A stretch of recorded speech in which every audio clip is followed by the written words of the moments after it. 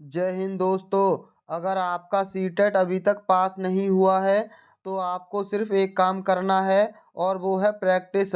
और हमसे बेहतर प्रैक्टिस पूरे यूट्यूब पर कोई नहीं करवाता है। तो चलिए दोस्तों, बिना टाइम वेस्ट के सीधा प्रैक्टिस करते हैं। मेरा नाम विवेक है और आप देखना शुरू कर चुके हैं अलीगढ़ स्टडी चैनल।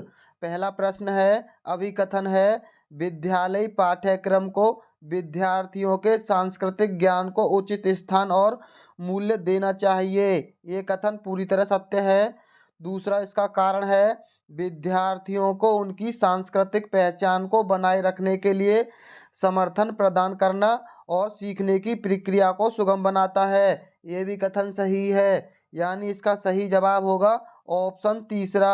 ए और आर दोनों सही हैं और ए की आर सही व्याख्या करता है। अगला प्रश्न, सीखने के सामाजिक संरचनावादी विचार इस बात की वकालत करते हैं कि सही जवाब है ऑप्शन डी, शिक्षार्थी सक्रिय रूप से ज्ञान का निर्माण करते हैं। अगला प्रश्न, निम्नलिखित में से कौन सा कथन अधिगम के बारे में सही नहीं है। सही जवाब है ऑप्शन दूसरा, अधिगम एक प्रक्रिया नहीं अपितु एक उत्पाद है। ये कथन गलत है, अधिगम एक प्रक्रिया है। अगला प्रश्न, विकास के क्रम में बच्चे सूक्ष्म पेशीय कौशल से पहले सकल पेशीय कौशल विकसित करते हैं। यह दर्शाता है कि विकास, सही जवाब है ऑप्शन दूसरा, समीप दूराभिमुख है। अगला प्रश्न, विकास के किस पहलू में तर्क चिंतन और समस्या समाधान की व्याख्या की जाती है। सही जवाब है ऑप्शन चौथा, संज्ञानात्मक विकास की। संज्ञानात्मक विकास का सिद्धांत जीन पियाजे ने दिया था। अगला प्रश्न, रस्सी कूदते समय पैर में रस्सी फंसने के कारण आउट होने के बाद अरु कहती है कि उसे रस्सी ने जानबूझकर आउट किया है। जीन पियाजे के संज्ञानात्मक विकास सिद्धांत की किस अवस्था में बच्चे इस तरह के तर्क देते हैं।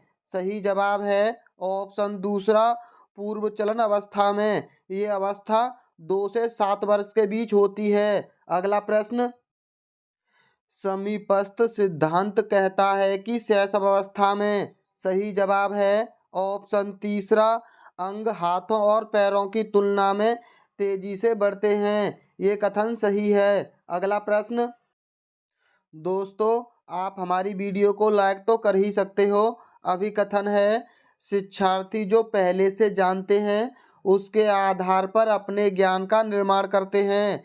ये कथन सही है और इसका कारण है, पैटर्न ढूंढना और पिछले ज्ञान के साथ जुड़ाव बनाने से शिक्षार्थियों को जानकारी को सार्थक रूप से संसाधित करने में मदद मिलती है। ये भी कथन सही है, यानी इसका सही जवाब है ऑप्शन तीसरा।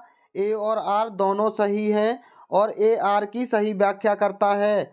दोस्तों अगर आपको प्रश्न में कुछ भी समझ में ना आए तो इसी ऑप्शन को टिक करना, क्योंकि ज़्यादातर प्रश्नों में यही सही होता है। अगला प्रश्न, अभिकथन है, बच्चों द्वारा बचपन अलग अलग संस्कृतियों में अलग अलग तरह से अनुभव किया जाता है। ये कथन सही है।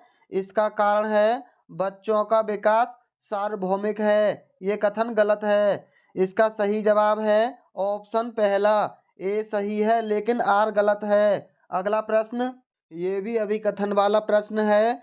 लॉरेंस कोहलबर्ग के नैतिक विकास के सिद्धांत में बच्चे कार्यों को उनके परिणाम के आधार पर अच्छा या बुरा समझने से इस समझ पर पहुंचते हैं कि नियम और कानून नम्य हैं और बदले जा सकते हैं। नम्य का मतलब है उन्हें झुकाया जा सकता है। इसका कारण है, लॉरेंस कोहलबर्ग का तर्क है कि नैतिक विकास क्रमिक रूप से चरणों में होता है। ये दोनों कथन सही हैं, यानी इसका सही जवाब है ऑप्शन तीसरा।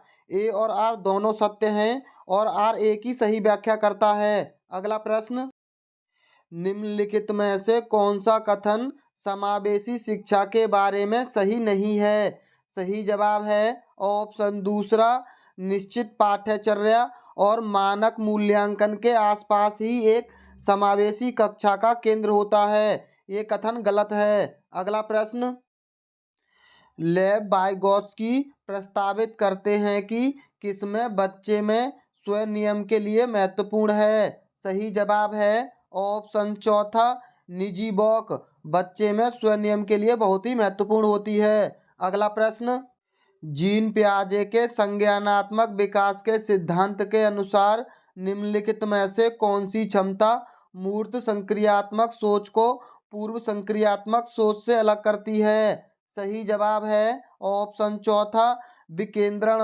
अगला प्रश्न, निम्न में से किस प्रकार के प्रश्न एक छात्र की जानकारी का गंभीर रूप से मूल्यांकन करने की योग्यता का आकलन करने में मदद करता है? इसका सही जवाब है ऑप्शन चौथा वे प्रश्न जो छात्र की व्यक्तिगत राय पूछते हैं। ये कथन सही है। अगला प्रश्न, निम्नलिखित में से कौन सा कथन संज्ञान और भावनाओं के बीच के संबंध को उपयुक्त रूप से परिभाषित करता है? सही जवाब है ऑप्शन चौथा भावनाएं और संज्ञान आपस में एक दूसरे पर पारंपरिक रूप से निर्भर करते हैं। अगला प्रश्न, प्राथमिक कक्षाओं में भाषा का विकास किस प्रकार संसाधित होता है? सही जवाब है ऑप्शन तीसरा जब शिक्षक अमूर्त अवधारणाओं को संदर्भित करने के लिए ठोस उदाहरणों का उपयोग करते हैं। अगला प्रश्न, अभिप्रेरणा के आरोपण सिद्धांत के अनुसार निम्नलिखित में से किससे लगातार कोशिश और बेहतर प्रदर्शन की संभावना है?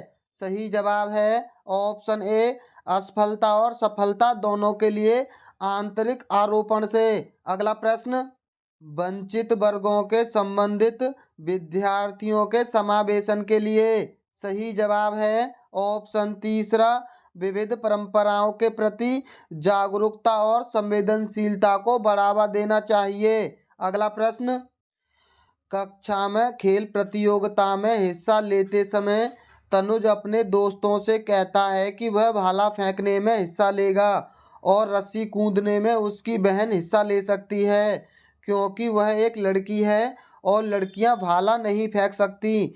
यह कथन किसको प्रदर्शित करता है? सही जवाब है ऑप्शन दूसरा जेंडर रूढ़िवादिता को। अगला प्रश्न, दोस्तों हमारे यहाँ ऐसा नहीं होता है कि 30 प्रश्न लेकर आएं और इधर उधर की बातें कर कर 1 घंटा पूरा किया जाए। हम सीधा प्रैक्टिस करवाते हैं। इसके लिए आप हमारे चैनल को सब्सक्राइब और हमारी वीडियो को लाइक भी कर लीजिए। निम्नलिखित में से पठन वैकल्य की एक विशिष्ट विशेषता कौन सी है? सही जवाब है ऑप्शन चौथा ध्वन्यात्मक प्रसंस्करण में कठिनाई। अगला प्रश्न, निम्नलिखित में से कौन सा कारक समस्या समाधान को बढ़ावा देता है?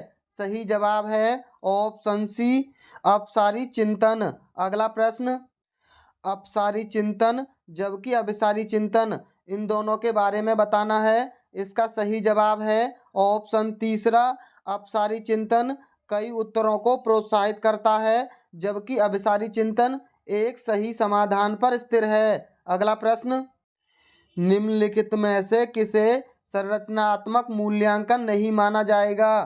सही जवाब है ऑप्शन पहला एक मूल्यांकन कार्य जो मानदंड के एक मानक पैमाने के अनुसार छात्रों की तुलना करने में सहायक होता है। ये कथन गलत है क्योंकि यहाँ छात्रों में तुलना कर रहा है और जब भी तुलना की जाए वह गलत मानी जाती है। अगला प्रश्न, निम्नलिखित में से उपयोगी प्रतिपुष्टि यानी फीडबैक की एक विशेषता कौन सी है? सही जवाब है ऑप्शन दूसरा यह समायिकी और विशिष्ट होती है। अगला प्रश्न, हार्वर्ड गार्डनर के बहुबुद्धि के सिद्धांत के अनुसार निम्नलिखित में से कौन सा सेट बुद्धि और उसके संबंधित विशेषताओं के सही मेल का प्रतिनिधित्व करता है?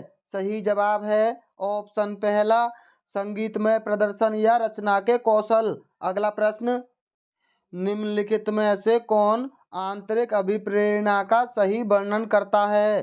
सही जवाब है ऑप्शन चौथा अभिप्रेरणा जो कार्य के व्यक्तिगत आनंद से आती है। अगला प्रश्न, निम्नलिखित में से कौन सा प्रगतिशील शिक्षा का एक प्रमुख सिद्धांत है? सही जवाब है ऑप्शन पहला सीखना प्रामाणिक कार्यों पर आधारित होना चाहिए। अगला प्रश्न, बाध्यता एक कैसी स्थिति है जबकि अक्षमता एक स्थिति है? यानी बाध्यता और अक्षमता कैसी स्थिति हैं? सही जवाब है ऑप्शन तीसरा, बाध्यता जैविक स्थिति है और अक्षमता कार्यात्मक स्थिति है। अगला प्रश्न, निम्न में से कौन सा आलंबन के उदाहरण हैं? पहला है बोलकर सोचें, ये इसका उदाहरण है। दूसरा है संकेत और इशारे, ये भी इसका उदाहरण है।